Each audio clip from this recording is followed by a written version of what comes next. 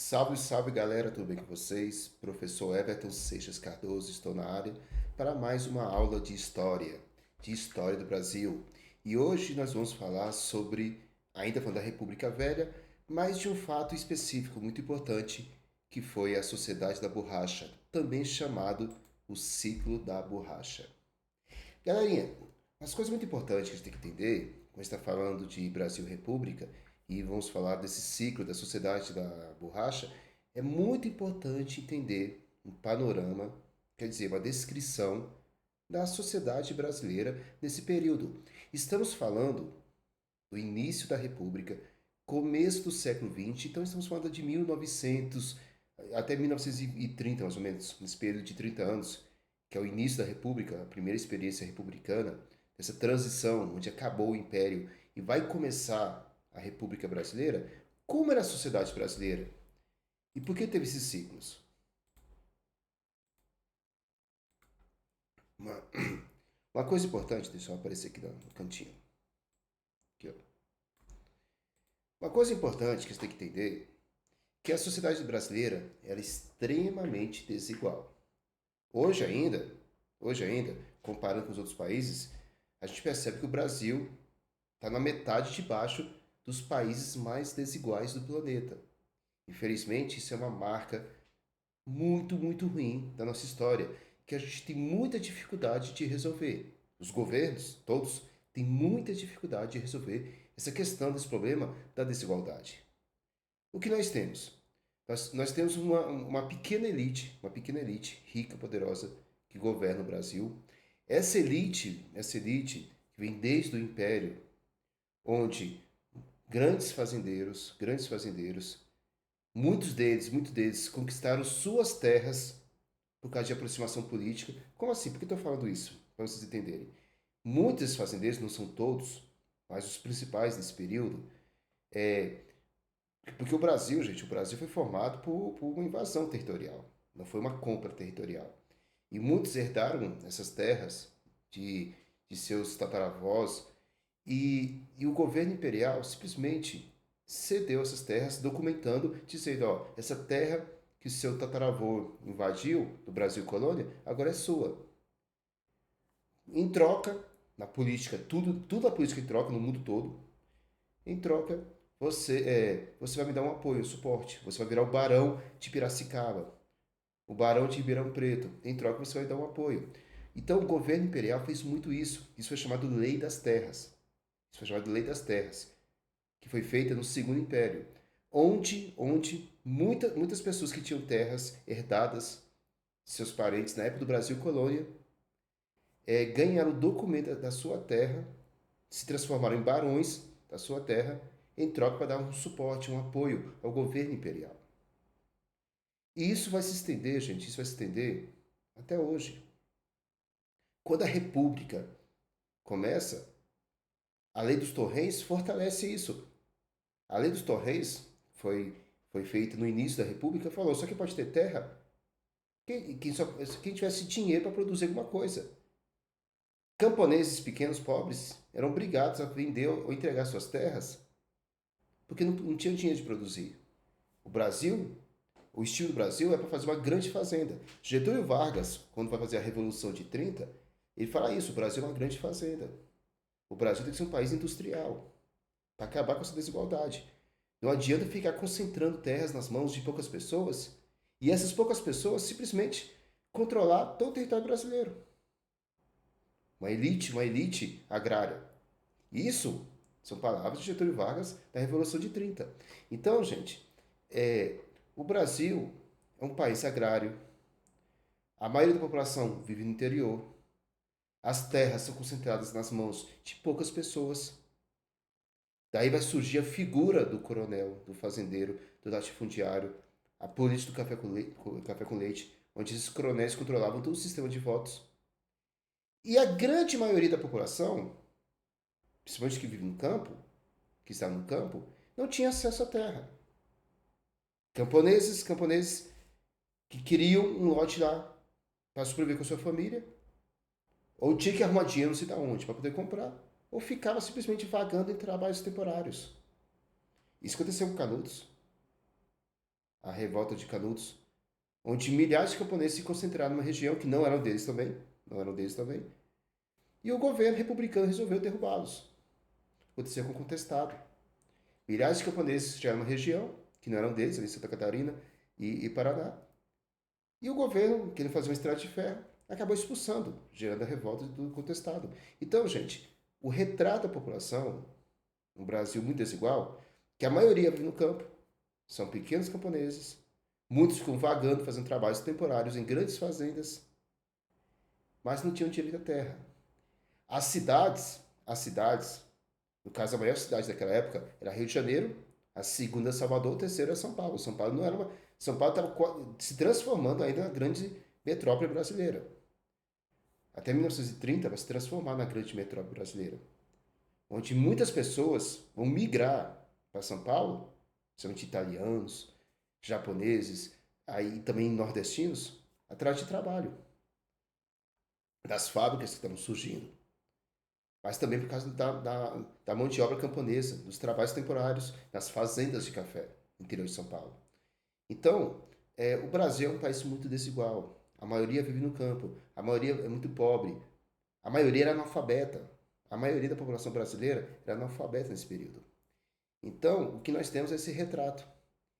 E o que vai provar mais ainda essa questão da desigualdade vai ser esse novo ciclo, o ciclo da borracha, que vai acontecer na região norte do Brasil. Mas vamos entender melhor. Como foi esse ciclo da borracha? Deixa eu aqui para o canto. O ciclo da borracha, a gente vai surgir num período em que o mundo vai se transformando, que já já vou falar. Esse ciclo da borracha no Brasil ele é dividido em dois períodos. O primeiro período desse ciclo ele vai se estender entre 1870, final do século XIX, até o início do século XX, 1910, para atender simplesmente demandas europeias e dos Estados Unidos por causa da segunda revolução industrial, que eu já vou explicar no próximo slide. Então, o primeiro período da borracha ele vai se estender simplesmente por causa de necessidades econômicas da segunda revolução industrial e vai até o início da Primeira Guerra Mundial.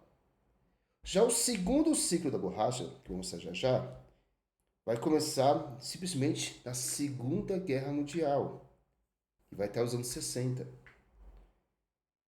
Isso eu vou falar por uma questão mais bélica, mas não vai ser discutido agora. Vai ser discutido quando a gente vai falando sobre a Segunda Guerra Mundial e o papel do Brasil, como é que o Brasil entrou nesse conflito. O Brasil vai lutar na Primeira Guerra Mundial por mais uma questão de ceder matérias-primas, mercadorias. Na Segunda Guerra Mundial vai começar assim, mas de repente vai entrar também para lutar. Com a FEB e a FAB, as Forças Expedicionárias Brasileiras e a Força Aérea Brasileira. Então, na Primeira Guerra Mundial, o Brasil entra mais como fornecedor de mercadorias. Na Segunda, ele começa entrando como fornecedor de mercadorias, mas também entra para lutar. Então, são contextos diferentes, ok? Mas vamos entender isso melhor. Então, gente, o contexto histórico desse período, da Segunda Revolução Industrial, mostra exatamente isso daqui. Que o mundo, por causa da Segunda Revolução Industrial, a Segunda Revolução Industrial, ela é uma revolução mais da combustão, da petroquímica, porque a primeira revolução industrial foi das máquinas a vapor, as locomotivas, os grandes barcos a vapor e do tear mecânico. A segunda é da combustão. Se a primeira revolução industrial ficou marcada pela questão do carvão como força motriz das máquinas, a segunda vai ser a questão da petroquímica, o petróleo, o ouro negro. O que acontece? Se a gente pegar principalmente a questão dos automóveis, que vão surgir bem no início do século XX, a gente vai ter as duas figuras mais ricas e poderosas dos Estados Unidos nesse período, que foi o Henry Ford e Rockefeller. Vou contar a história deles bem rapidinho, que eu acho bem legal. Nesse período, Henry Ford constrói um modelo chamado de Ford T. Mas isso mais nos anos 30. Eu dei um pulo aí. E esse modelo Ford T vai ser um automóvel construído mais rápido, mais leve. E por ser mais rápido, mais leve, você pode vender mais barato. E assim você vai simplesmente distribuir essa produção de automóveis nos Estados Unidos, fazendo com que a população possa comprar esses carros. E os Estados Unidos, que tinha uma malha ferroviária muito grande, trens cortando todos os Estados Unidos, vai começar a ter uma malha rodoviária, onde automóveis e carros vão começar a cortar os Estados Unidos. E Henry Ford vai se transformar numa figura rica, um dos homens mais poderosos, porque criou um modelo chamado de Ford T, um carro mais leve e mais fácil de produzir, mais rápido, fazendo com que as pessoas tenham acesso a esse automóvel. O desejo do Henry Ford, naquela época, ele falou isso, de que cada americano tivesse pelo menos um carro dentro de casa. Então, cada família americana tinha que ter um carro dentro de casa. Hoje são dois, né? Ou três. Pode ser o carro do pai, o carro da mãe, o carro do filho e da filha. Ele tem uma moto ainda do pai passar o final de semana. Ou um carro antigo que ele restaurou para poder rodar o final de semana. Então, são três ou quatro automóveis dentro de casa. Ai, pessoal, que realidade você vive? Não, isso é o desejo. Na prática, não tá bem assim. Mas esse é o desejo. Hum. Mas assim, nesse período, uma figura de destaque é a de Rockefeller. Rockefeller começou a sua vida trabalhando como iluminação pública. Ele enchia os Estados Unidos de postes, e esses postes, na ponta do poste, para poder iluminar as ruas, ele colocava querosene e acendia o querosene que ficava queimando por horas. E no início da manhã tinha que apagar o querosene. Só que o engenheiro de Henry Ford e das empresas Morgan, que é um dos maiores bancos que existem nos Estados Unidos, que era o Thomas Edison, ele cria a eletricidade e começa a fazer a iluminação pública através de eletricidade. E agora para o Rockefeller? Rockefeller ficou desesperado, começou a vender suas empresas de iluminação pública, porque ninguém mais queria acender as ruas de noite com querosene. Queriam acender as luzes com o quê? Com eletricidade. Rockefeller, gente, para vocês terem uma ideia, um dos engenheiros de Rockefeller, quando o Rockefeller começou a vender suas empresas, falou para ele, Rockefeller, você não precisa vender suas empresas. Você tem uma força motriz aí que é essencial para que os carros, principalmente do Henry Ford, funcionem. O quê? O combustível. A queima do querosene refinava o querosene e gerava o que nós chamamos de gasolina. Lógico que a gasolina hoje, lógico que é refinado petróleo, mas ela, nesse período também servia como gasolina de combustão para esses automóveis.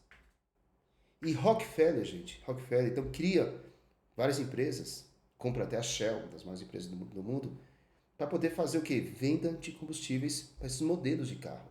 E Rockefeller se transforma no homem mais rico do planeta na primeira metade do século XX. Na primeira metade do século XX. Para vocês terem uma ideia, assim, que eu acho a história de Rockefeller brilhante, ele era o homem mais rico do planeta nesse período, por causa da venda de combustível, do que restava do querosene que ele queimava dos postes e criou a combustão, o combustível para esses automóveis. Ele era muito concorrente do banqueiro chamado Morgan, e nessa época as indústrias de desenho chamado Walt Disney tinha criado uma figura chamada Tio Patinhas, que é um homem rico, um velho rabugento, bastante ganancioso. E o Walt Disney disse que o Tio Patinhas era o Morgan ou Rockefeller, que eram os homens mais ricos do planeta. O Morgan, um banqueiro, que, com seus engenheiros, criou a iluminação pública, e o Rockefeller, que criou o combustível. É um dos homens mais ricos do planeta. Morgan morreu e não herdou, e seu dinheiro herdou para suas empresas, para os seus bancos, que até hoje existe o Banco Morgan. E Rockefeller falou: eu não quero ser o tio Patinhas. Eu não quero entrar para a história como tio Patinhas, um velho rico, ganancioso e rabugento. Ele pegou mais da metade da sua fortuna e doou para quase todas as universidades americanas, para criar centros de estudos de tecnologia de todas as áreas. Então, quem conhece os Estados Unidos, as universidades americanas, sempre tem um prédio com o nome de Rockefeller, que é um centro de estudo e pesquisa, por causa da fortuna que ele doou, para que as pessoas pudessem criar novas tecnologias em prol da sua nação. Olha só, gente, que história interessante. Eu acho muito legal essa história de Rockefeller. Então, ele vai entrar na história como um dos homens mais ricos do planeta e doando sua fortuna para as universidades fazendo pesquisa. Ele ficou rico e até hoje a marca Shell é uma das detentoras da herança de Rockefeller. Então, por que eu estou falando isso, toda essa história? Porque o mundo estava mudando e o mundo precisava de automóveis e também de bicicletas. O mundo precisava de automóveis e bicicletas e para que esses automóveis pudessem rodar e as bicicletas também, precisam de quê? Da borracha para colocar nos pneus. Os primeiros automóveis tinham pneus de madeira, mas quebrava muito fácil. Pneus de madeira. E começaram a fazer então pneus com borracha. Uma necessidade americana dos automóveis e bicicletas e também da Europa precisava de muita matéria-prima da borracha para poder produzir esses carros, esses automóveis. E recorreram a quem? Aonde vai ter essa matéria-prima? Descobriram que na floresta amazônica no Brasil forneciam essa matéria-prima. E assim começou o ciclo da borracha. Então, quando o governo brasileiro, o governo republicano, viu que os Estados Unidos e a Europa estavam dispostos a comprar, investir a produção de borracha nos seringais e na floresta amazônica, principalmente milhares de trabalhadores nordestinos começaram a migrar para a região. O governo estimulou que muitos camponeses pobres que estavam vagando, trabalhando em fazendas temporárias no interior do Nordeste, poderiam migrar e começar a trabalhar na produção de borracha de látex no Brasil. Então, gente, esse ciclo da borracha se inicia simplesmente com isso, onde o governo brasileiro é estimulado a produzir o látex, a borracha, nos seringais, e começou a mandar trabalhadores do Nordeste, não só do Nordeste, mas de outras partes do Brasil também, que eram camponeses pobres que trabalhavam temporariamente nas fazendas, começaram a migrar para a região norte para trabalhar nos seringais. E como é feito esse trabalho? O trabalho do seringueiro, gente, ele acorda de manhã bem cedo e o que vai fazer? Ele vai pegar a árvore, a seringueira, onde produz o látex, que até mostrei aqui ó, no começo. Vai reforçar aqui, ó. Olha aqui, ó. Tá vendo? Então você faz um corte na árvore, que chama de feridas. Eles fazem várias cicatrizes nas árvores. Tá vendo? E coloca um copo preso e deixa aí pelo menos a manhã todinha, até o início da tarde, gotejando. Onde você vai ter o quê? O pinga-pinga, tá vendo? Aqui tem a ferida e o pinga-pinga para cair nesse pote, cheio de látex. Então, de manhã, esses seringueiros iam lá, penduravam seus copos e à tarde iriam recolher.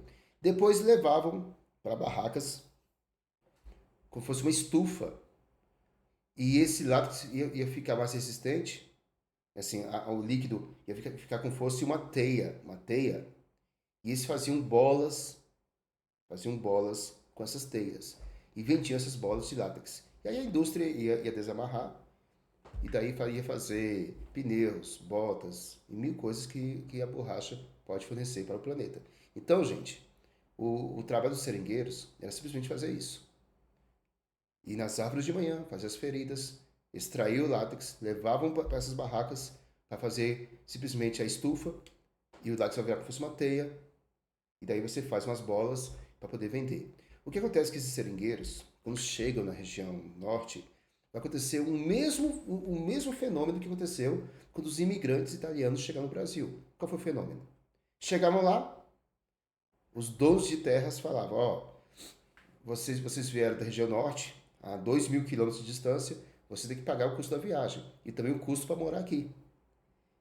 Muitos desses seringueiros trabalhavam pelo menos um ano para pagar o custo da viagem que fez, para depois começar a realmente ganhar o seu salário através do seu trabalho. Muitos chamaram disso de uma escravidão da borracha, porque esses seringueiros chegavam no interior da floresta amazônica e tinham que pagar todo o custo da viagem do dono das terras. Grandes fazendeiros que simplesmente tomaram grandes áreas gigantescas da floresta amazônica para poder produzir esse látex dentro da floresta. Então, você teve um tipo de escravidão muito parecido com os imigrantes italianos quando chegaram nas fazendas de café no interior de São Paulo, que tinham que pagar também o custo da viagem. Olha que absurdo, é um grande absurdo essa história. E o que acontece, gente? Como a produção começou a crescer em toda a floresta amazônica, muitos seringueiros descobriram que havia uma área na divisa do Brasil com a Bolívia,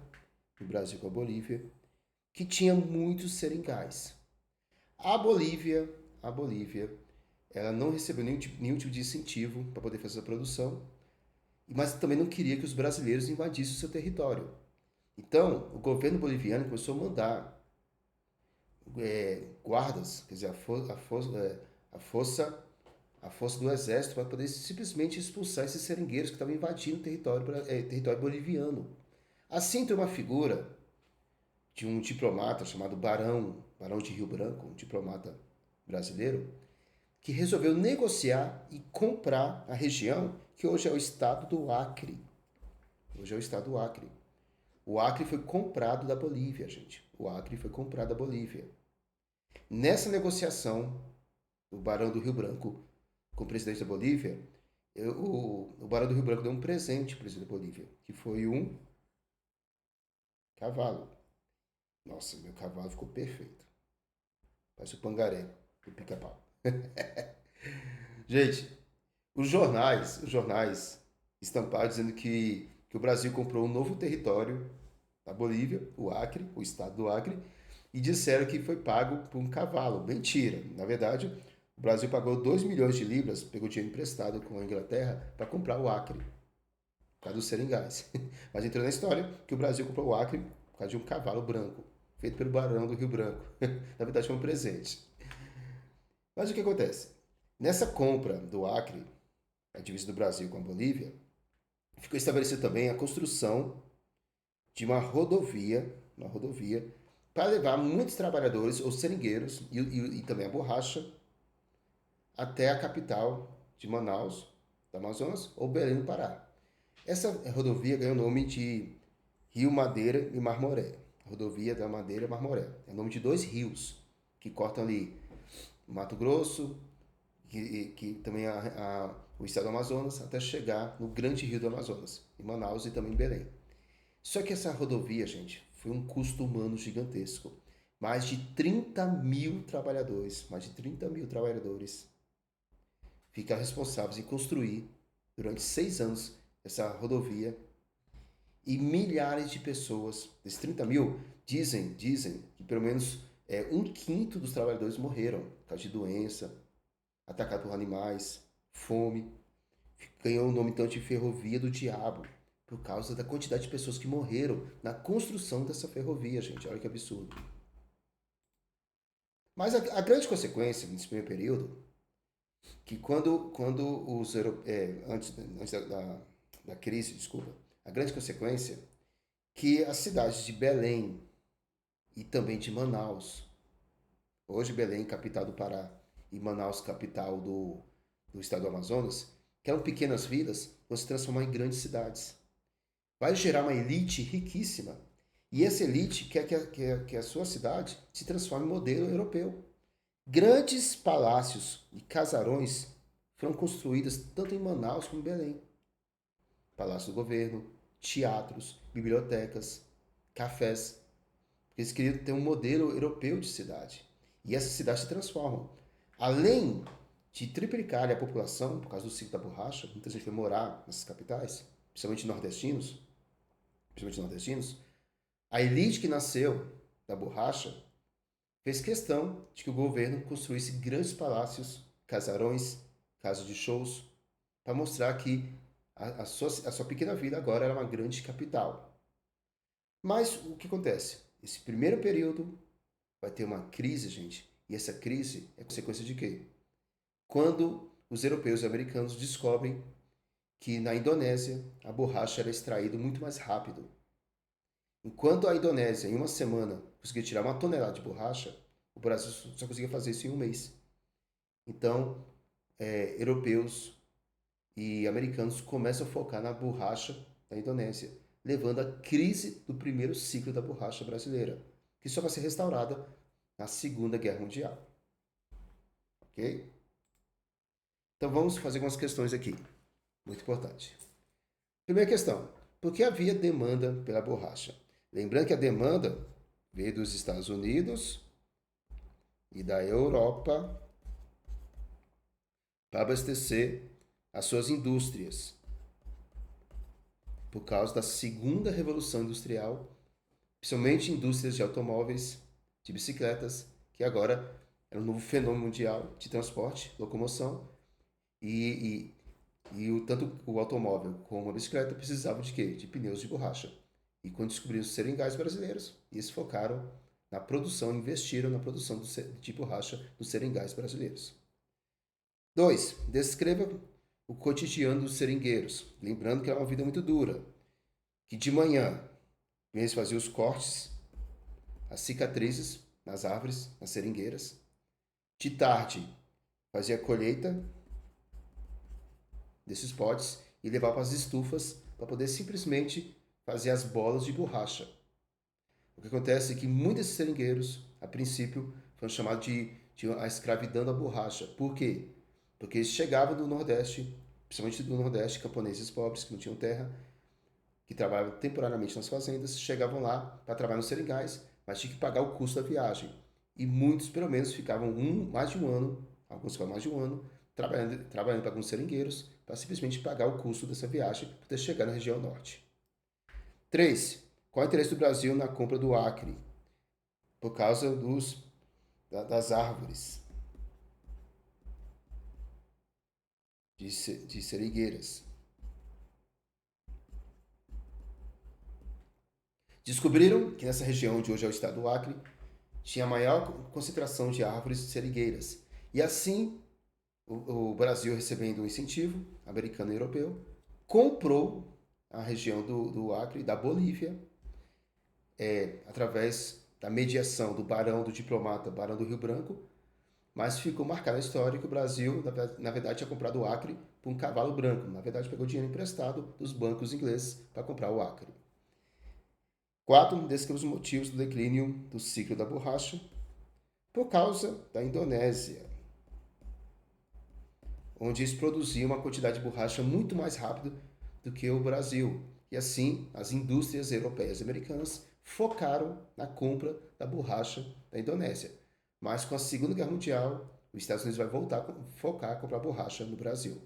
Então, gente, esse foi o ciclo da borracha, importantíssimo para poder explicar esse panorama da sociedade brasileira e as consequências, e também que vai levar à migração, muita gente indo morar em direção da região norte. Espero ter gostado. Até a próxima. Valeu, gente. Obrigadão.